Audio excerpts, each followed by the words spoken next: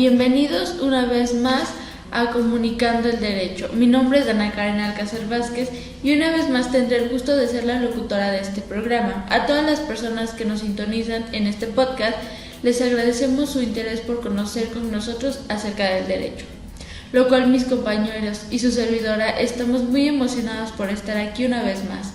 El día de hoy hablaremos, analizaremos y compartiremos temas muy interesantes.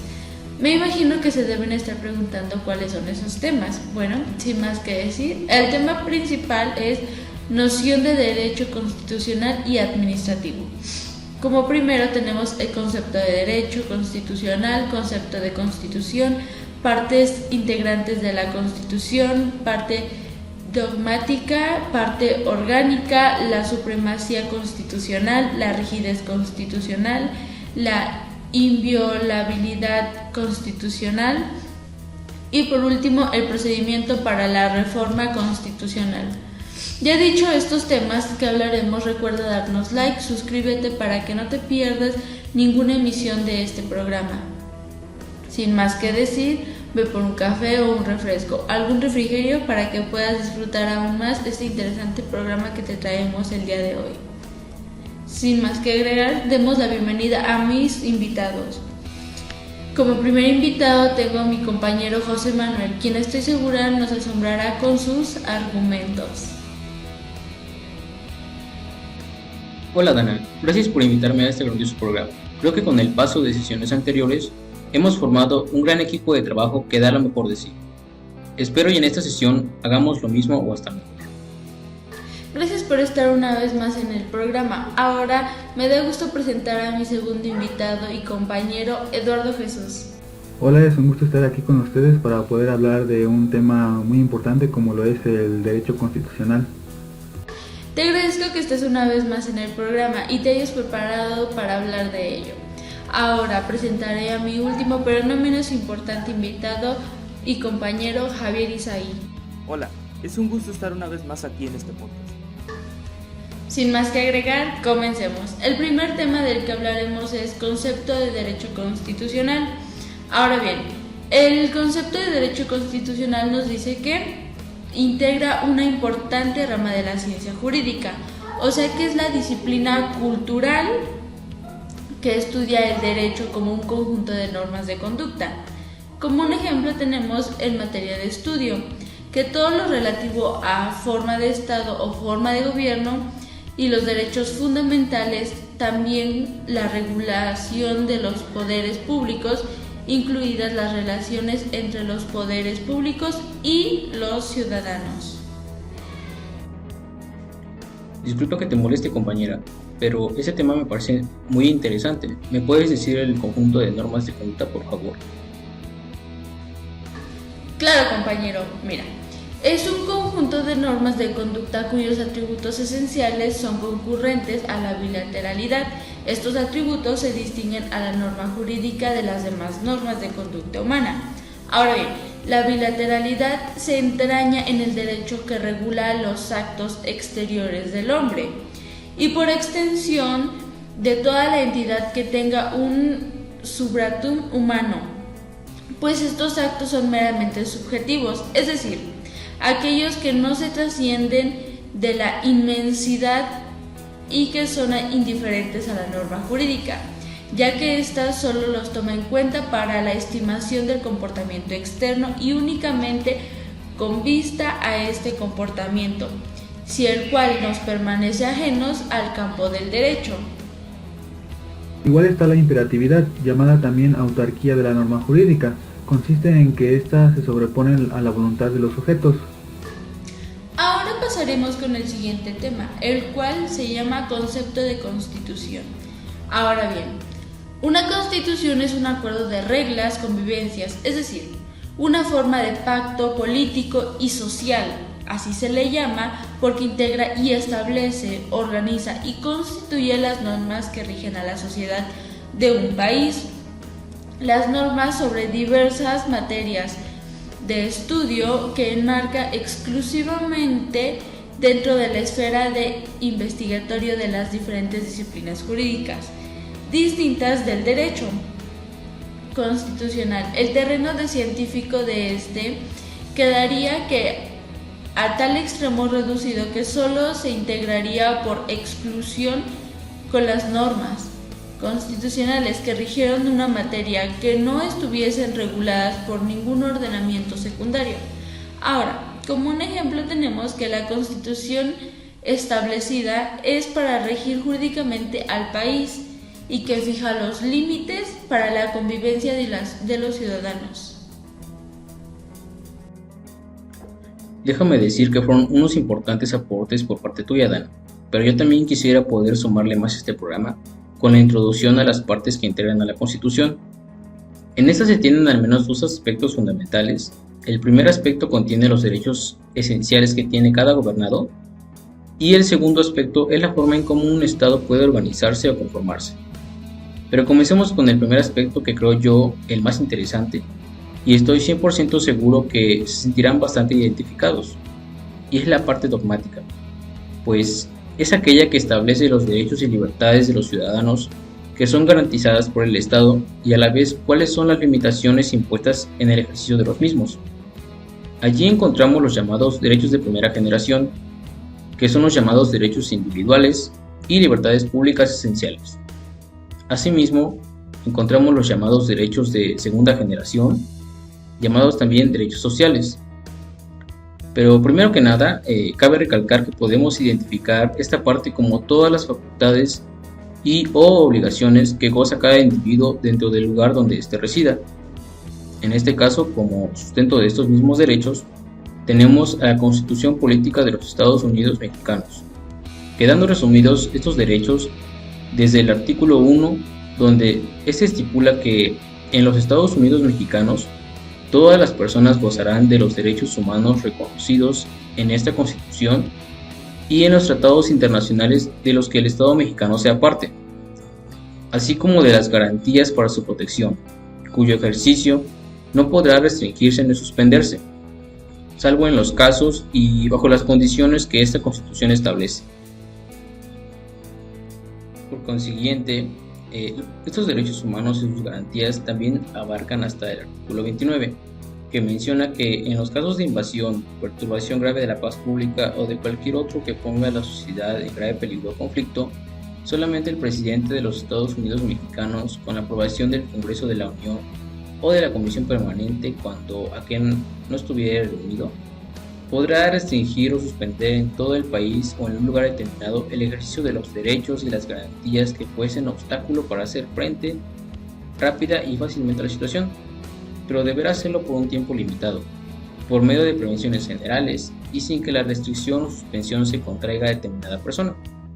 Si esta restricción o suspensión tuviese lugar hallándose el Congreso reunido, este concederá las autorizaciones que estime necesarias para que el Ejecutivo haga frente a la situación, pero si se verificase en tiempo de receso, se convocará de inmediato al Congreso para que las acuerde. Como vemos, estos son los artículos que integran dichos derechos. También, por ejemplo, los conforman el derecho a la vida, a la libertad de expresión, al derecho a la educación o a la igualdad entre mujeres y hombres. Son bastantes facultades, debo decir, pero así como también nos imponen estas, para que seamos respetados, tenemos que cumplir con lo que nos dictaminan estos artículos. Pero bueno, entendido este tema, pasaremos a la parte orgánica presentada por mi compañero Eduardo. Adelante, compañero. La parte orgánica establece la organización en sí del Estado, su sistema de gobierno, su régimen político, su división territorial, la nacionalidad, la distribución de las ramas del poder público y a nivel general todas las normas que rigen un Estado y determinan cómo debe organizarse este y ejercer su poder soberano. Entonces la parte orgánica se basa en la implementación de la organización del Estado, que contiene normas y a su vez pues se derivan leyes secundarias, que bueno, algunas de estas últimamente se han modificado frecuentemente, pero también existen normas que no han cambiado. La parte orgánica se divide en tres poderes: el poder legislativo, el ejecutivo y el judicial. El poder legislativo consiste en poder llevar a cabo la modificación de las leyes o también proponer nuevas leyes, y estas acciones se realizan solamente en la Cámara de Diputados y en la Cámara de Senadores. El poder ejecutivo lo recibe la persona o el funcionario que es seleccionado por el medio del voto. Si esto sucede en las elecciones, cuando la población elija a su representante, una vez que se adquiera el puesto de presidente, tendrá la capacidad de poder ejecutar las leyes hechas en la Cámara de Diputados y la Cámara de Senadores. El Poder Judicial solo le puede ejercer los jueces y tribunales. Estos se encargan de aplicar las leyes para tratar de solucionar los problemas de las personas. También tienen la capacidad de proteger los derechos de los individuos durante estos conflictos. Además, este poder sirve para hacer cumplir las obligaciones y responsabilidades de la sociedad. La supremacía constitucional es un principio teórico del derecho constitucional que postula originalmente ubicar a la constitución de un país jerárquicamente por encima de todas las demás normas jurídicas, internas y externas, que puedan llegar a regir sobre ese país. Esto incluiría a los tratados internacionales ratificados por el país y cuyo ámbito de aplicación pueda ser también sobre las relaciones jurídicas internas. La supremacía entonces consiste en colocar a la Constitución como la norma más importante del país, poniendo a las demás normas como dependientes de esta. Si existen algunas leyes en contra a la Constitución, como consecuencia no tendrán validez. Solamente los tratados internacionales se encuentran en el mismo nivel de importancia que la Constitución. Por eso los jueces deben de tomar en cuenta los criterios internacionales, así como también la Constitución. También los jueces deben de ser coherentes al momento de dar una sentencia para tener cuidado de no vulnerar los derechos internacionales, ya que si se llega a hacer, estos pueden traer consecuencias para el Estado. La rigidez constitucional es un concepto según el cual la norma suprema ha de designar un proceso específico para su propia modificación, diferente al procedimiento utilizado habitualmente para la producción normativa infraconstitucional. Por el contrario, se habla de flexibilidad constitucional cuando más similar es el proceso de reforma al de una creación legislativa ordinaria.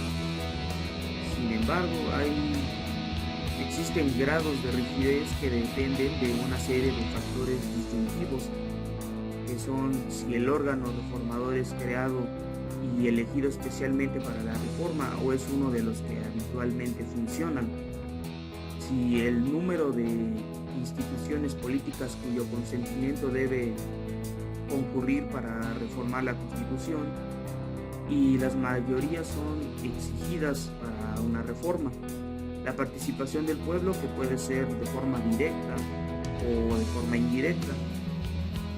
En derecho se habla de la rigidez de la Constitución cuando las disposiciones de la misma no pueden ser integradas, modificadas o derogadas, excepto por algunos diversos procedimientos que son algo complejos, como se suele decir, pero respecto a aquellos previstos que son por la ley, son tomados como de interés en sentido formal, como actos del Parlamento. La rigidez de la Constitución implica que para integrarla o modificarla es necesario un adecuado acto normativo. La ley constitucional aprobada con procedimientos agravantes respecto a otra ley, que serían en este caso las leyes ordinarias, sería en la Constitución y las leyes constitucionales están colocadas en un grado superior a la ley que es ordinaria, en la jerarquía de las fuentes del derecho, con el resultado de que cuando las leyes ordinarias continúen disposiciones contrarias a la que trae la Constitución o leyes constitucionales, el mismo sería anulado. A fin de dar efecto a la rigidez de la Constitución, debe de haber un control de legitimidad constitucional y de la ley ordinaria y otros actos que tienen la misma magnitud, aplicando diversas modalidades en varios ordenamientos.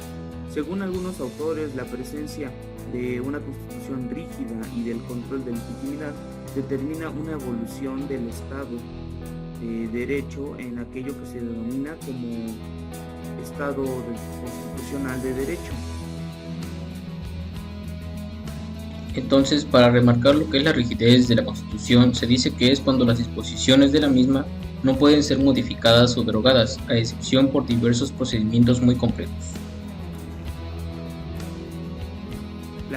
inviolabilidad constitucional se basa principalmente en el artículo 128 y en el artículo 136, en los que se dice, y cito: esta Constitución no perderá su fuerza y vigor, aun cuando por alguna rebelión se interrumpa su observancia.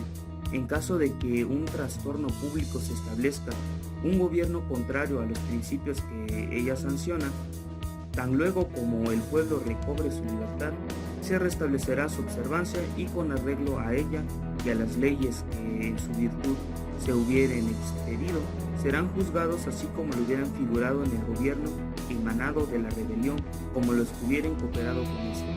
La Constitución es inviolable aun cuando una rebelión interrumpa su observancia y también en caso de que un gobierno contrario a lo que se estipula en esta Constitución se imponga y ésta sea puesta de lado, la misma Constitución será retomada cuando el pueblo recupere su libertad. El procedimiento para reformar la Constitución. La presente Constitución puede ser adicionada o reformada para que las adiciones o reformas lleguen a ser parte de la misma. Se requiere que el Congreso de la Unión, por el voto de las 2/3 partes de los individuos presentes, acuerde las reformas o adiciones, y que éstas sean aprobadas por la mayoría de las legislaturas de los estados.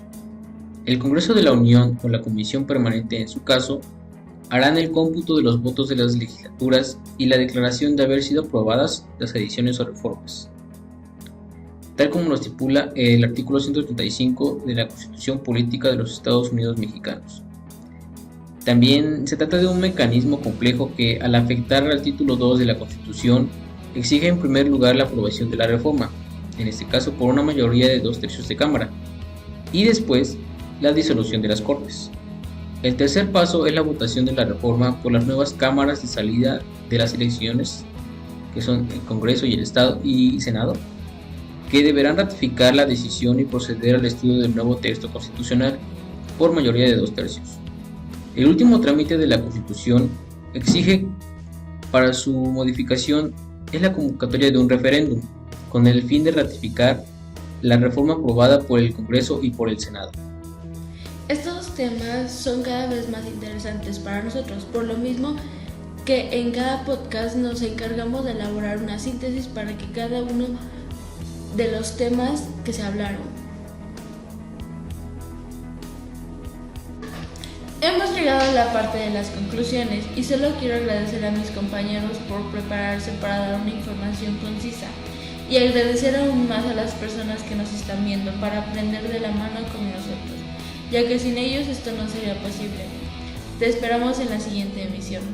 Ahora, en el tema del cual desde el inicio de mi formación académica se ha mencionado y estudiado, encontrarlo una vez más me es muy grato, ya que como ciudadana es un tema del cual se debe conocer, y más aún que en el país hay un día en el cual se conmemora este acontecimiento tan grande, como lo es nuestra Constitución mexicana, la cual nos rige como ciudadanos para la sana convivencia. De igual manera nos impone límites necesarios para un país con igualdad. Cabe recalcar que fue la primera constitución de la historia que incluyó derechos sociales, expresados en los artículos 3, 27 y 123, producto de las demandas de las clases populares que protagonizaron la Revolución Mexicana. Como lo podemos ver, nunca dejamos de aprender, mucho menos con la interesante historia de nuestro país. De igual manera encontramos que el derecho se ha analizado desde un punto de vista económico, social, filosófico o político. La ligación de la histórica, que es el análisis, y no puede eludir, y este método se ha afirmado para conducir la integración de una ciencia jurídica. Propiamente dicha, ha organizado en realidad una economía, una sociología, una filosofía y una política de derecho. De esta forma encontramos un poco acerca del derecho de la Constitución.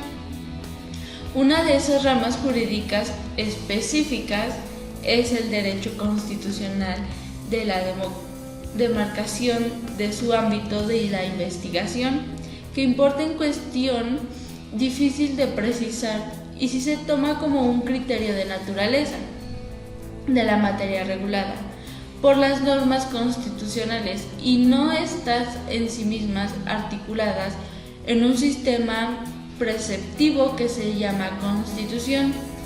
Hemos afirmado también que en efecto toda norma jurídica necesariamente tiene un contenido múltiple y variable, recordando que la historia y el significado de derecho constitucional y que asignar las reglas de monarcas les ha dado a organizaciones del tipo religioso cambio del significado a fines del siglo XVIII, cuando las ideas políticas acabaron con las monarquías y apartaron ideas de filósofos y tienen por una constitución de la organización coherente del Estado, con instituciones articuladas para un plan racional.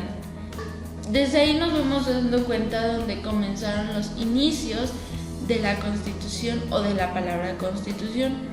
Ahora, por esa misma época la palabra Constitución también adquiere sentido de un texto escrito que contiene principios rectores del Estado, influenciado por el contrato social de Roussy, en el cual se concibe la sociedad y el ejercicio de poder político como un fruto de un pacto entre gobernantes y gobernados. La Constitución vendría a ser la expresión escrita de este mismo pacto. Como lo podemos observar, la historia de las leyes que nos rigen son sumamente interesantes y es muy importante conocer sobre lo que nos rige y por qué como ciudadanos, y sobre todo la historia de nuestro país y nuestra Constitución, y si ésta se puede o no modificar a petición del pueblo, lo cual es muy interesante, ya que la Constitución que actualmente nos rige en el país de México cambió o se creó a petición de los ciudadanos inconformes con el gobierno, que en ese entonces se tenía porque a mi parecer las leyes y los funcionarios públicos están para servir al pueblo y cumplir y solventar las necesidades de los ciudadanos y ciudadanas conforme va pasando el tiempo y el cambio de necesidades. En la actualidad también se tiene la costumbre de añadir normas ajenas a la regulación del poder político. Esto va dependiendo de la ideología, tales como los fundamentos del sistema económico. La Constitución no constituye al Estado o a la nación, debido a que ambos ya son hechos anteriores constituidos. En ciencia política, a los estados se tiene en separación de poderes y se les añade en su forma de Estado el término constitucional, como lo es en el caso de la monarquía constitucional o la república constitucional. El uso cotidiano de este término se llama constitución a todas las leyes supremas de los estados, aunque no cuenten con una separación de poderes. También se usa como sinónimo de Carta Magna o en referencia a un tratado de paz, como fue el de 1215, que ha influido esos temas de los cuales me parece muy bueno hablar, que me han dejado un gran aprendizaje, ya que muchas cosas de las cuales hablé las desconocía totalmente. Pero he tenido la grandiosa oportunidad de pertenecer a este increíble proyecto, el cual me ha llenado de enseñanzas y espero siga siendo así. Me parece muy bueno e importante que nos sintonicen y así estar aprendiendo de la mano conmigo y mis colegas, ya que nunca se deja de aprender, incluso cuando crees saber algo de un tema, siempre terminamos sorprendiéndonos, ya que constantemente el aprender está en evolución y nosotros tenemos que ir de la mano con ello. Y de esta manera aprender verdaderamente me fascina, ya que es una nueva manera y también es una nueva forma de entretenimiento la cual estamos haciendo. Y qué mejor que mientras te entretienes aprendes. Espero verlas en la siguiente emisión y gracias por hacer esto posible y que podamos seguir con este increíble proyecto y aprendiendo. Este tema ha dejado grandes aportes y debo decir que en algún punto desconocía esta parte dogmática de la Constitución. Sí entendía perfectamente cada artículo, pero no como estos se clasificaban, por decirlo de alguna manera. y me he dado una forma más amplia de reconocerlos. Cabe mencionar que hay que dar mérito también a las personas que en algún momento dieron su vida al hacer que nuestros derechos valgan, que nos representaron para que seamos personas libres y que mediante ello nosotros pudiéramos defenderlos. Un ejemplo claro es el derecho a la vida, donde se tiene que a cada persona se le hará valer esta y que cada persona tendrá la obligación de no privar las vidas de otras. Tal vez esto no pasó antes con las personas que en algún punto dieron su vida o lucharon, pero lo vemos reflejado ahora. Eso es también a lo que quiero llegar al final de esta participación, pues hay que valorar y también hacer conciencia acerca de los derechos que tiene cada quien, como por ejemplo, se ha visto que en algunos casos no siempre es así, y lo vemos reflejado en la discriminación a diferentes personas, que tal vez no comparten o tienen una cultura diferente. Bueno, en sí por el origen étnico, suelen verse diferencias que se le tiene al trato de un alto nivel social y a uno de diferente etnia o cultura. Y no solo pueden haber casos como estos, pues también existe discriminación a las personas con alguna discapacidad, como por ejemplo, seres humanos con síndrome de Down. Algunos piensan que no forman parte de una sociedad o no permiten que se interactúe con estas personas por el simple hecho de no ser perfectas, que a mi parecer no tenemos por qué hacer eso. Se ha visto casos en los que las personas que padecen estos síndromes suelen llegar a ser mejores en diferentes áreas, tal vez con un grado más alto de desarrollo intelectual, y hay que ver eso, y considerar que también son personas importantes e influyentes en una sociedad. ¿Y a qué vamos con todo esto? Pues a buscar la igualdad y el derecho a la no discriminación. Como verán, existe una relación tras otra, y aquí como parte de lo que estipula la Constitución podemos considerar también el derecho a la educación, donde cada persona tendrá este privilegio, por decirlo de alguna manera, recibir una educación ya sea preescolar, primaria, secundaria o de educación media superior, y que estos serán laicos y gratuitos. Pero de igual forma, así como también nos conceden facultades, tenemos la obligación de nosotros de cumplir, en este caso como estudiantes, de ir a la escuela y de recibir dicha educación. Otro ejemplo que podemos incorporar aquí es la libertad de expresión, donde toda persona tendrá la oportunidad de compartir con la sociedad sus pensamientos y expresiones, que claro, esos no tendrán intenciones de incitar o atentar contra los demás. Como ya lo verán, son bastante interesantes las facultades que se nos otorgan. Sin embargo, no hay que olvidar, reitero, nuestras obligaciones que como gobernados tenemos, seguir cada parte tal como lo estipula la Constitución. Por último, debo de dar un agradecimiento a mi equipo de trabajo por darme la oportunidad de interactuar una vez más en este grandioso programa. Espero que con todo esto se haya dado una gran aportación para que ustedes como audiencia puedan desarrollarse y entender mejor a Comunicando el Derecho. Hasta luego. Después de haber terminado de hablar sobre las nociones del derecho constitucional, se puede entender ahora un poco mejor sobre la Constitución, que esta está conformada por normas como lo son los derechos de las personas, o que también se les conoce como garantías individuales. La Constitución sirve para dirigir el Estado mediante las leyes que se han realizado, que bueno, con el paso del tiempo algunas de estas leyes se han modificado o se han reformado. También han surgido nuevas leyes, tal vez el propósito de buscar o traer un beneficio a la población relacionado con la economía, o también para adaptar a la Constitución a una sociedad que con el paso de los años pues ha ido cambiando. La Constitución puede tener, pone los límites y también determina la relación que se encuentra entre los poderes del Estado y los ciudadanos. De igual manera busca proteger los derechos y las libertades de las personas. La Constitución se integra de varias partes, como lo es la parte dogmática, que básicamente esta se encarga de implementar los derechos y que estos son o deben de ser asegurados por el Estado, y al mismo tiempo se muestran cuáles son las limitaciones o restricciones para poder ejercer los derechos de una manera correcta. Además, estos se pueden clasificar como derechos de primera generación, los cuales consisten en defender principalmente el valor de la libertad y limitan un poco más el poder del Estado que influyen sobre las personas, para poder asegurar un poco más la participación de estos individuos. Dentro de esta clasificación se encuentran el derecho a la vida, el derecho a la libertad y seguridad, y también el derecho a la libre expresión, que son algunos de los más importantes. También se encuentran los derechos de segunda generación, los cuales también se les denomina como derechos sociales.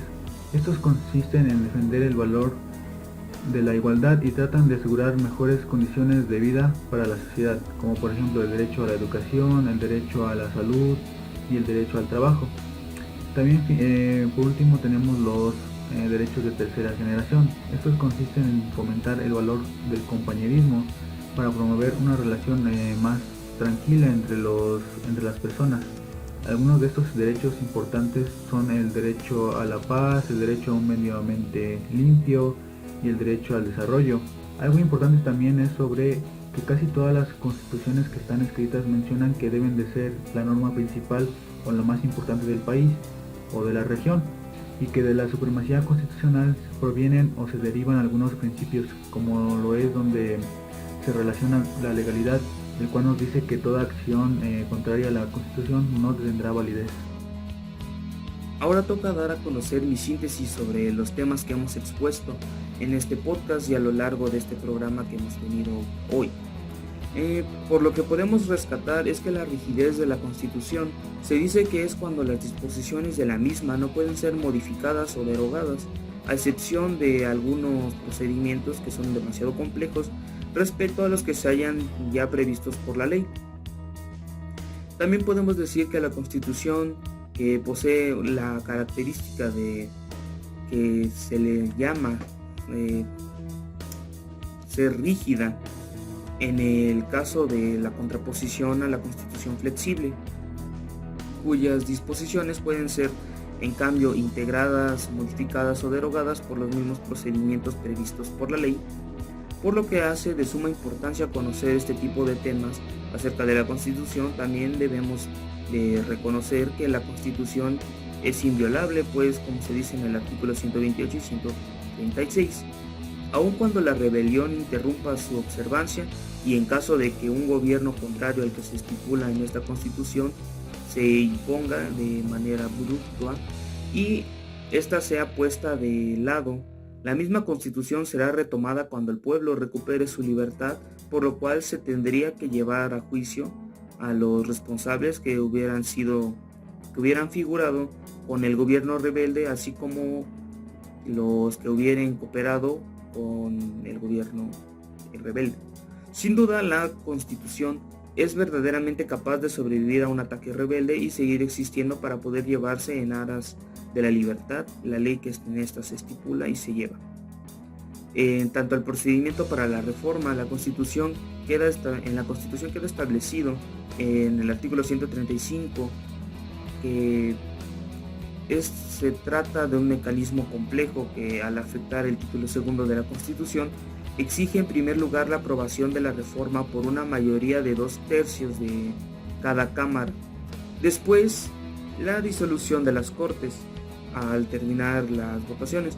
El tercer paso sería una votación dentro de la reforma por las nuevas cámaras, salida de las elecciones del Congreso y del Senado, que deberían ratificar la decisión y proceder al estudio del nuevo texto constitucional por la mayoría de los 2/3 de cada uno. El último trámite que la Constitución exige para su modificación es la convocatoria de un referéndum con el fin de ratificar la reforma aprobada por el Congreso y por el Senado. Para terminar y dar por sentado esta síntesis, debo de agradecer a mi equipo por tomarnos el tiempo y dedicación para lograr este tipo de actividades. En este caso nos tocó un podcast para poder retroalimentar un poco sobre el material que hemos estado teniendo en las clases sobre estos temas. Sin más que agregar, muchas gracias por estar una vez más con nosotros. Nos vemos pronto y hasta luego.